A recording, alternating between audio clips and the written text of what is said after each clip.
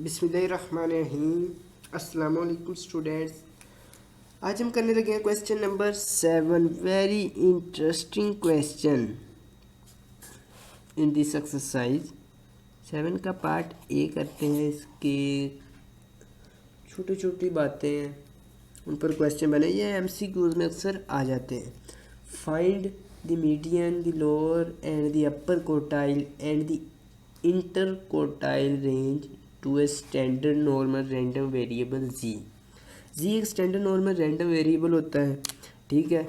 ये standard normal random distribution में ही use होता है। स्टैंडर्ड नॉर्मल डिस्ट्रीब्यूशन में आपको पता है जी अप्रोचेस टू नॉर्मल, ठीक है। जी अप्रोच करता है नॉर्मल में, जिसमें 0 1 अक्सर लिखा होता है। ये जो 0 है ये मीन की वैल्यू होती है, ये 1 जो है वो ये वेरिएंस की वैल्यू होती है। अच्छा, उसने कहा कि मीडियन को फाइंड करें। पहले तो हम करेंगे मीडियन फाइंड। मीडियन कैसे करना है? आपको पता है कि स्टैंडर्ड नॉर्मल डिस्ट्रीब्यूशन जो होती है वो बेल शेप डिस्ट्रीब्यूशन होती है। दूसरे नंबर पर ये एक सिमेट्रिकल डिस्ट्रीब्यूशन होती है।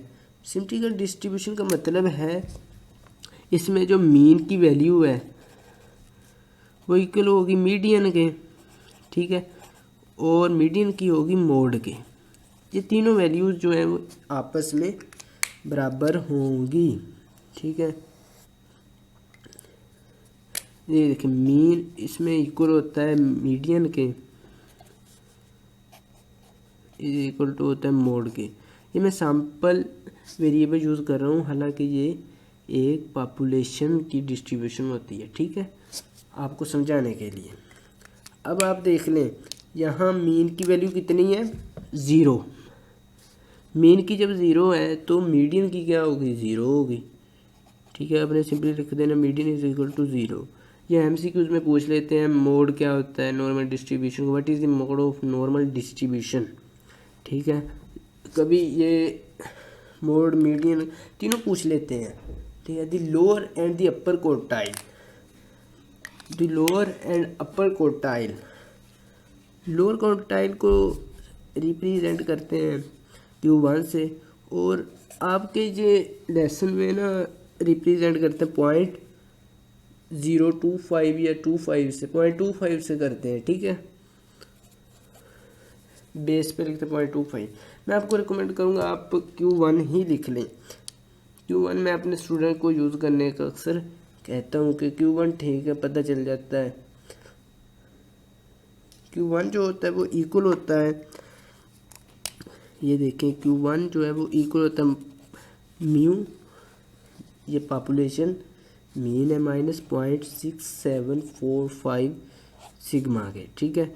मीन की क्या वैल्यू होती है? वो 0 होती है, आप जानते हैं। 0.6745 इंटू स्टैंडर्ड डेविएशन, ये पॉपुलेशन स्टैंडर्ड डेविएशन है, इसकी वैल्यू 1 होती है।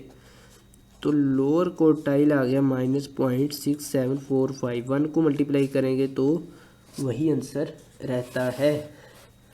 तो हम देखते हैं इसका अपर क्वार्टाइल क्या है। अपर क्वार्टाइल को Q3 से रिप्रेजेंट करते हैं, जो कि x बेस 0.75 के इक्वल होता है। Q3 जो होता है वो इक्वल होता है, Q3 is equal to mu plus 0.6745 sigma, ठीक है। पॉपुलेशन सिग्मा है ये। म्यू की आपको पता है वैल्यू कितनी होती है? 0। और स्टैंडर्ड डेविएशन की वैल्यू कितनी होती है नॉर्मल रैंडम वेरिएबल में? शाबाश, 1। तो अपर क्वार्टाइल की होगी 0.6745, ठीक है। अब आगे कहता है वो इंटर क्वार्टाइल रेंज फाइंड करें।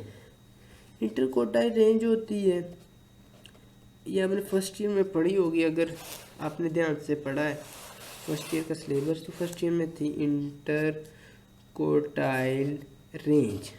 IQR से रिप्रेजेंट करते हैं इसे।